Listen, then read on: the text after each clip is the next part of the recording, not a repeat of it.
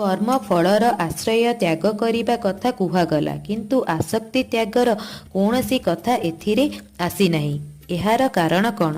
जेउ पुरुष भोगरे बा कर्मरे आसक्ति थाए से सर्वदा कर्म फलर आश्रय त्याग करिपारे नाही। आसक्ति थिबारु स्वभावतः कर्मफल पाई कामना हुए।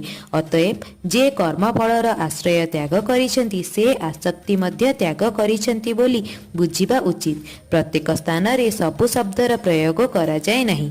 एपरि स्थଳରେ ସେହି विषୟରେ अन्यत्र कुहा जाइथिबा कथा अध्याहार करिनेबा उचित। जेउठी फलत्याग कथा कुहा जाइछि अथच आसक्ति त्यागर चर्चा होई नाही सेठारे आसक्ति त्याग कथा मध्य रहिछि बोली बुझिबा उचित।